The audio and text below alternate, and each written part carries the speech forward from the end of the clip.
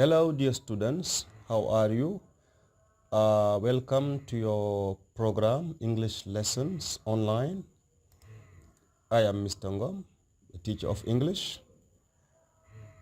In today's lesson, lesson number 5, we are going to deal with the simple past and the present perfect. The simple past and the present perfect.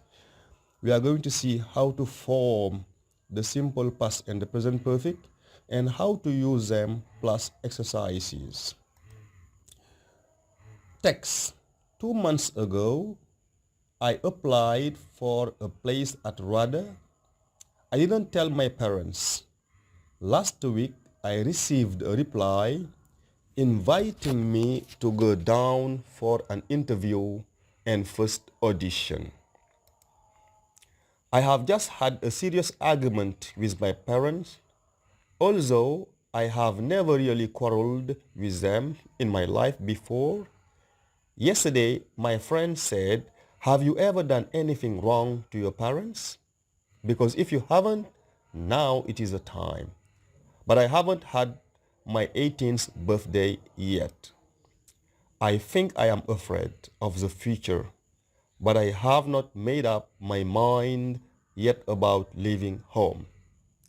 This is a wonderful text of 3 paragraphs, and in the text, as you can see, you have verbs in the preterit in blue and verbs in the present perfect in red.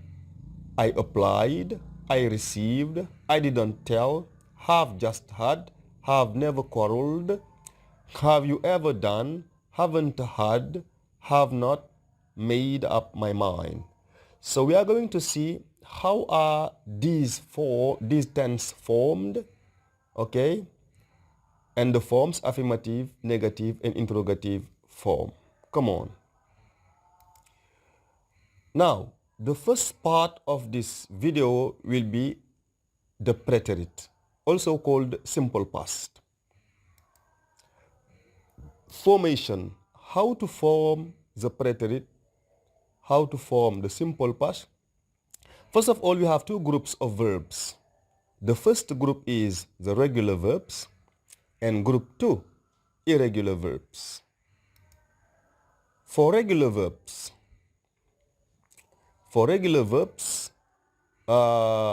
they end in ed in the simple past. All the irregular verbs end in ed in the simple past. Ed. Example, live, lived. And the ed sounds has 3 sounds. It can be d, it can be t, or id. Lived. Like, liked.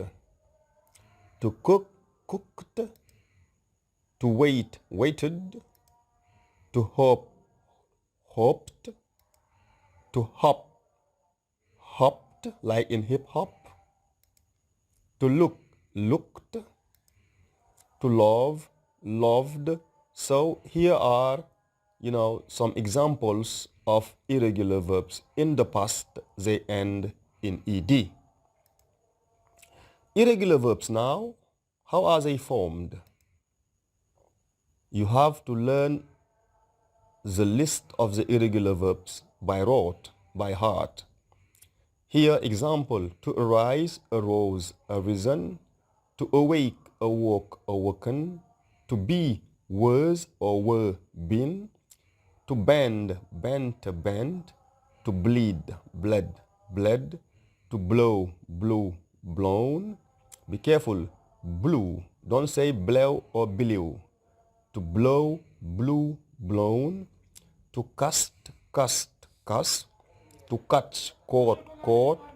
To come, came, come. To deal, dealt, dealt. To do, did, done. To have, had, had. Here is part of the list of irregular verbs that you need to learn by heart. Now, in today's lesson, we don't need past participle. We just need this group of verbs, meaning where you have the red color. We just need this part of the irregular verb, meaning the preterit. Arose, awake, was, were, bent, bled, blew, cast, caught, came, dealt, did, had. These verbs are in the preterit here, as you can see. So learn them by heart. Exercise. Put the verbs between parentheses in the preterit. Amy to come back last month. I to catch a cold 3 weeks ago. My mother to cook chicken yesterday. Obama to live in the White House. We to do that lesson last Friday. Come on, in the past. Amy came last month. Come is irregular verb. To catch. I caught a cold 3 weeks ago. Irregular verbs. My mother cooked, regular verb, ed, chicken, yesterday. Obama, to live, regular verbs, ed, lived in the White House. Number 5, we did that lesson last Friday, irregular verb. Forms, affirmative, negative, interrogative form. Negative form.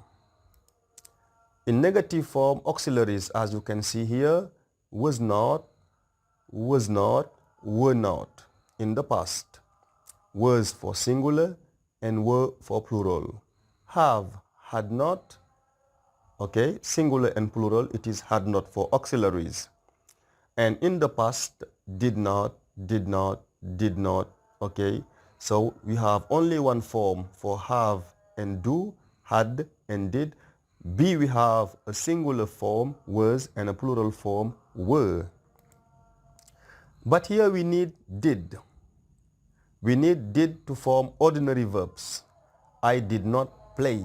You did not play. As you can see, here you have subject plus did not plus base form. Did not play, did not play, did not play, did not eat, did not come, did not sing. The past irregular verb. The simple present is do not or does not plus base form. The simple past is did not plus base form. Did not or didn't. I did not see. As you can see here, see is in the base form. They did not open their books. Ida did not wash her hands. The students did not come or didn't come. We did not go to the beach. Negative form of ordinary verbs. Ordinary verbs need negative, to do, ok? En français, pour conjuguer un verbe au prétérit, au simple past, il faut emprunter did not à la forme négative ou didn't. It's ok? Et le verbe maintenant va prêter son passé à do qui est devenu did. Et qu'est-ce qui reste maintenant? Base form, la forme de base, l'infinitif sans tout. Il ne faut jamais dire did not came ou did not saw. No. Okay? Did not plus base form. It's okay, guys? Interrogative form. Interrogative form, auxiliaries, was I, was he, were you, was a, singular, was plus subject, don't forget the question mark, and plural, were. Don't say where, were. Have, had I, had you, had she, had they, had my sister, had the teacher, had the police. Okay. To do, did I, did you, did the police, did the teacher, did the president. So did plus subject, and don't forget the question mark once again. For ordinary verbs, did I, did you, did he plus base form. Did I play? Did you play? Did the teacher come? Did the president make a speech? Did the minister resign? So, did you see my book? Did they open their books? Did Ida wash her hands? Did the students come? Did the boys go to the beach? And here you have the interrogative form. Okay, very simple. Exercise. Put the following sentence in the preterit in the given forms. Affirmative, negative, interrogative. My wife to live in Dakar in 2018 2018. In the affirmative form, negative interrogative. Number 2, they to go to the library yesterday morning. The 3 forms. And number 3, Anna to be at Lamingay High School. Put these sentences in the preterit in all 3 forms: affirmative, negative, interrogative. Let us correct now. Number 1, my wife lived in Dakar. My wife did not live in Dakar. Did my wife live in Dakar? Come on. Here you have ed, but negative and interrogative form, base form, live, live. Number 2, the students go to the library yesterday, went to the library, did not go, did the students go? Don't forget the question mark here. Number 3, Anna to be at Lamingay High School. Anna was not, was Anna at Lamingay High School? Now, when do we use the preterit? For which action do we use the simple past? Uses number 1. For action that happened in the past and that are finished, and sometimes the moment is not precise. The moment is not specified. So an action that happened in the past that is finished and the moment or period is precised. Example, I visited Gorée Island in 2008. The action happened in the past, the action is finished, and the moment is precise. J'ai visité l'île de Gorée en 2008. C'était où? C'était quand? Dans le passé. Est-ce que l'action est finie? L'action est finie. Je suis de retour. Est-ce que le moment est précisé? Bien sûr, le moment est précisé. C'était en 2008. So you have the preterit. Next, she called me 2 minutes ago. She called me 2 minutes ago is in the past, and it is precise. It was 2 minutes ago. Number 3, the police arrested the thieves last week. Past action, finished, moment, precise. Number 5, Adam drank 5 cups of coffee this morning. The morning is finished. Now we are in the afternoon. Okay? The morning is finished. The moment is finished. So when the moment is finished, when the morning is finished, when we are in the afternoon, the action that happened in the morning is a past action. Number 5, my computer crashed when I tried to send an email. The moment is precise. The moment is when I was sending an email. At the time, my computer crashed. Use number 2. The simple past is also used for narration. What is narration? When you relate, when you talk about a series of past actions. Look at here. Senabu got up at 6 o'clock, took a bath, prayed, drank some milk, and went to school. Here you have 4 actions or 5 actions. Okay, a series of actions in the past is narration. Example number 2. The new teacher entered the classroom, put his bag on his desk, said good morning, and started the lesson.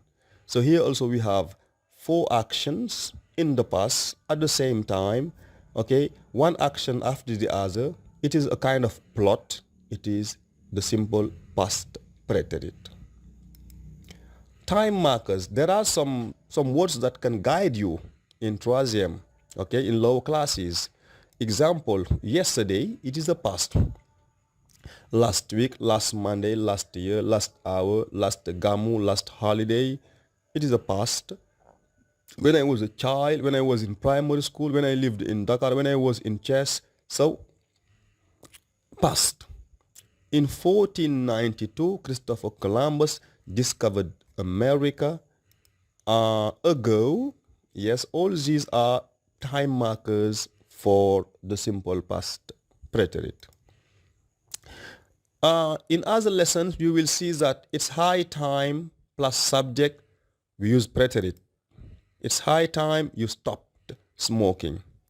It's high time we started the meeting. Okay? It's high time we started the meeting. Okay, you see? So it's high time plus subject plus preterit. Subject plus would rather, expressing preference, plus subject plus preterit. Here, my mother would rather I did not go out tonight. In the first examples, it is giving advice. Here you have expressing preference. My mother would rather. Here you have two subjects. The first subject is my mother. The second is I. With would rather, it is a preterit. I would rather the teacher came. You have I, subject, the teacher, subject number two. When you have would rather with two subject, preterit. Subject one, my mother. Subject two, I did not go. Subject one, I. Subject two, the teacher came. Second conditional, if clause type 2. If they invited me, I would not go. Invited, preterit, plus simple conditional. She would not marry you if she did not love you. Conditional number 2, preterit also. Etc. etc. You will see as a lesson. I promise guys, please subscribe. Abonnez-vous à la chaîne. Je vous promets de vous faire toutes les leçons de la classe de 3e, Inch'Allah, pour vous accompagner dans vos révisions et pour être prêt pour le Bfem et les concours que vous allez faire, Inch'Allah. Exercise number 3. Put the verb between parentheses in the preterits. Last Saturday, my father to take my friends and me to the circus. We to see lots of things. My father to buy us some popcorns and orange juice. We to eat the popcorns, okay, popcorn, yes, sir, and to drink the orange juice. We laughed at the funny clowns. There to be a lion tamer, the lion to do tricks. They jumped through hoops, a girl to ride an elephant around the ring. We all to have a wonderful time. Put the verbs in the preterit. Good. Now the present perfect simple, because we have present perfect continuous after. We'll see it, inshallah. The present perfect simple formation.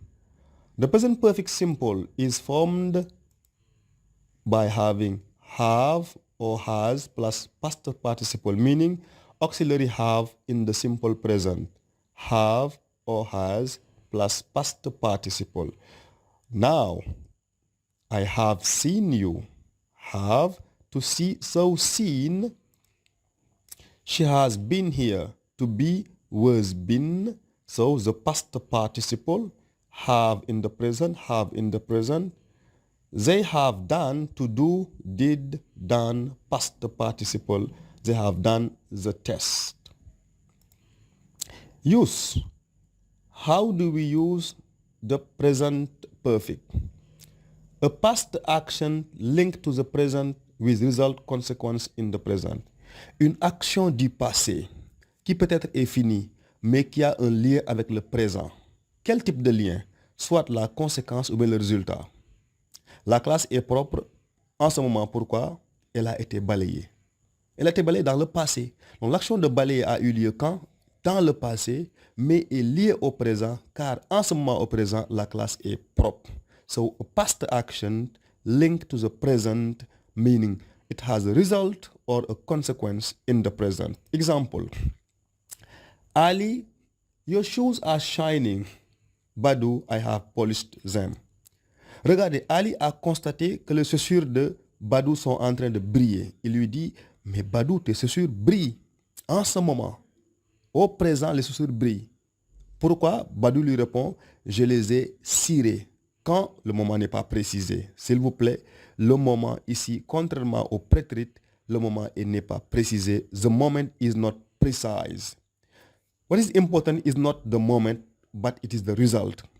Ici, ce qui est important, ce n'est pas, on raconte pas. Quand on raconte, on parle du temps, du passé, mais ici, on constate. Et le constat, c'est au présent. The present perfect. Un présent qui est fini. The ground is wet because it has rained. OK? La terre est mouillée. Le sol est mouillé. Pourquoi? Parce qu'il a plu. Il a plu quand? C'est pas important. Ça peut être hier, avant-hier, il y a cela 2 semaines, il y a cela 2 minutes, mais ce qui est important, c'est qu'il a plu, la pluie est finie, la pluie s'est arrêtée, mais la conséquence est là, le sol est mouillé. Number 3, I have eaten some biscuits. I am not hungry. J'ai pas faim en ce moment, au présent. Pourquoi? Parce que j'ai mangé des biscuits. Quand? Dans le passé. Exactement quand? C'est pas important. Ça peut être il y a de cela 2 minutes, 2 heures, 2 jours, je sais pas. En tout cas, c'est pas important. What is important here is a past action result in the present. Number 2, an action that happened in an unfinished time period. Une action qui a eu lieu dans une période qui n'est pas encore finie. Look at here. Last year, l'année passée, c'est fini. Last week, la semaine dernière, elle est finie.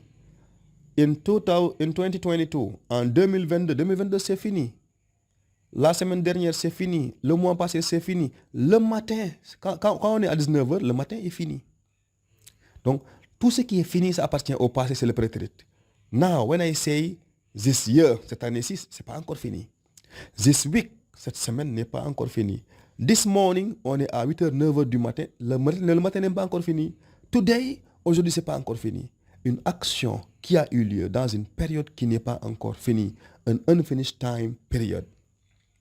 Example, I have sent 3 mails this morning. Ce matin, j'ai envoyé 3 mails. Le matin n'est pas encore fini. Il se peut qu'avant midi que j'envoie 15, 20, 50 mails. Donc l'action d'envoyer des mails est un bilan provisoire. Et le bilan provisoire, c'est le present perfect. Le bilan définitif, c'est le Preterit. Quand je dis Senghor a écrit 10 romans, ça c'est un bilan définitif parce que Senghor ne peut plus écrire un 11e roman. Mais quand je dis Fatou Diom a écrit 3 romans, il se peut qu'elle écrive un 4e, 5e roman. Donc c'est un bilan provisoire, present perfect. We have played 2 games this week. This week is not finished yet. Cette semaine, on a joué 2 matchs. La semaine n'est pas encore finie. Il se peut qu'on joue un 3e, un 4e match. Bilan provisoire. She has had 2 accidents this year. Elle a eu 2 accidents cette année-ci. L'année n'est pas encore finie. Ce n'est pas une prière, mais potentiellement, elle peut faire un 3e accident. For life experience, to show that someone has experienced something. Pour montrer que quelqu'un a vécu quelque chose. Life experience. Or not. She has been to Mecca. Elle a été à la Mecque. Pour ceux qui comprennent Wolof, mos naa dem, mos naa gis, mosuma gis, mosuma dem, est-ce que mos ngaa dem, est-ce que mos ngeen ñëw. Cette expression de mos ngaa là en Wolof, I'm sorry, c'est le present perfect, c'est l'expérience de la vie. Est-ce que mos ngaa dem France? Mosuma dem France. Est-ce que mos ngaa togg ceebu yàpp? Mosuma koo togg. Est-ce que mos ngaa lekk yàppu xaj? Mosuma koo lekk. Est-ce que mos ngaa gis film bi? Mosuma koo gis. So, this is life experience. What you have experienced in your life, what you have or not. Okay? I have already seen this movie. J'ai déjà vu ce film. Ali has never seen snow. Ali n'a jamais vu la neige. Have you ever slept in a hotel? Est-ce que mos nga fanaan ci hôtel? As-tu déjà passé la nuit dans un hôtel? So this is also life experience. Okay? So number 3, life experience. Number 4, recent actions. Recent action, une action qui est récente. She has just left. Elle vient de sortir. Sànq la génn. This action, is it past action or present action or present perfect action? It is not past, it's not present, it's present perfect because it is a recent action. They have recently moved in. They have recently moved in. Ils viennent d'aménager dans une nouvelle maison. We have finished. We have finished. Oh, we have finished. If the action is recent, it is a present perfect. Senegal has scored a goal. Vous regardez le match de football Sénégal, Qatar, tout d'un coup, tout le quartier est en train de crier. Qu'est-ce qui s'est passé? Le Sénégal vient de marquer. It's okay, so present perfect. Senegal has scored a goal.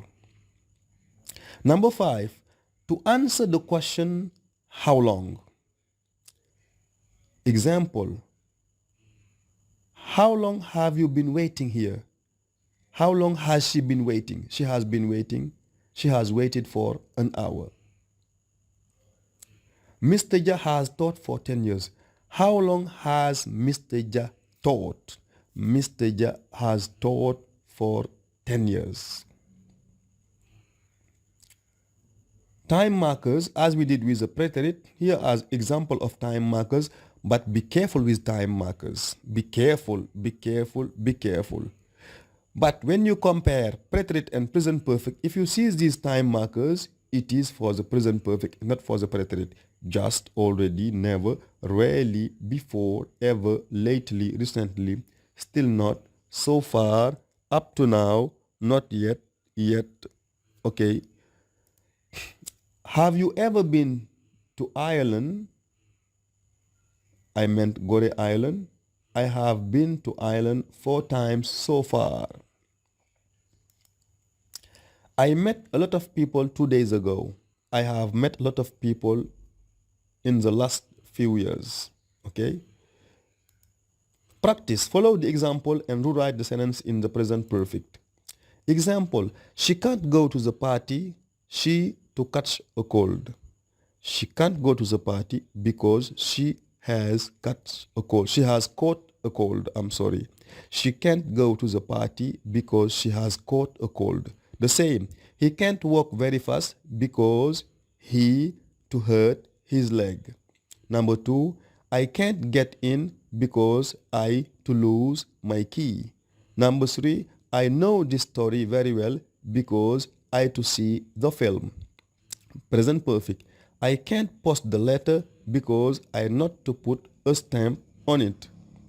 Number 5, he can't stand up because he to eat too much. Number 6, they can't go on holidays because they not to save money. Number 7, I know him because I to meet him before. Number 8, we do not know how he is because we not hear from him. Number 9, he won't take a cigarette because he to give up smoking. Number 10, she can't get in because he to lock the door. All of them present perfect. Answers, he has hurt his leg. I have lost my key because I have seen the film, because I have not put a stamp on it, because he has eaten too much, because they have not saved the money, because I have met him before, because we have not heard from him, because he has given up smoking, because he has locked the door. This is the key answer for this exercise. I have already written my own scripts, and in 2002, I won the Young Actors Award. My parents have tolerated this interest as a hobby, but they have never taken it seriously. Last year, my parents persuaded me to stay on at school to do A-levels. I have already told them that I want to go to drama school. We have spoken a lot about my future recently, but they haven't changed their views. They have had no reason to be angry with me. So far, I have done reasonably well in school. Up to now, my marks have been average. So if you see all the verbs in red are in the present perfect, and you may know why. Exercise. Put the verbs between parentheses in the simple present or present perfect. And you have some time markers. Number one, yet, yesterday, a minute ago, yesterday, a week ago, ever, last night, last year, 2 months ago. Some other, like number 9, number 12, and number 10, don't have time markers, but you may understand. Okay, now take a piece of paper. Don't hesitate to put your hand on the pause button, your finger, and do the exercise. Come back and we correct. Number one, has Tom finished his work yet? With yet present perfect. Yesterday, preterit. Did he finish it yesterday? Question. Number 3, ago, preterit. They went out a minute ago. Yesterday, preterit. Did Anne study yesterday afternoon? Number 5, ago, preterit. Did she call him a week ago? Number 6, ever, present perfect.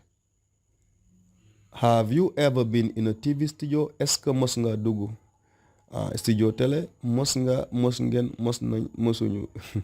Number 7, did you and Tom enjoy the party last night? Did last night, preterit. Interrogative form. Did you finish school last year? Number 9. There's no time marker, but an action that happened in the past, consequence in the present. J'ai perdu mon dictionnaire, je ne peux pas le retrouver. Je l'ai perdu quand? C'est pas mentionné ici. I have lost my dictionary. Number 10. His hair looks short. He had had a haircut. Regarde ses cheveux. Elles sont courtes. Pourquoi? Parce qu'il a été chez le coiffeur. Quand? C'est pas important. When has he given up smoking? Jane bought her car 2 weeks ago. My bicycle isn't here. Somebody has taken it. Mon vélo n'est pas là. En ce moment. Pourquoi? Quelqu'un l'a pris. Quand? Il y a cela 1 minute, il y a cela 2 minutes, il y a cela 2 jours, il y a cela 3 semaines, il y a cela 4 mois. Conséquence présente. Thank you very much, dear students, for following me. N'oubliez pas de vous abonner à la chaîne, de partager les vidéos, Inch'Allah, et poser les questions. N'hésitez pas, je suis là pour vous, Inch'Allah, pour vous accompagner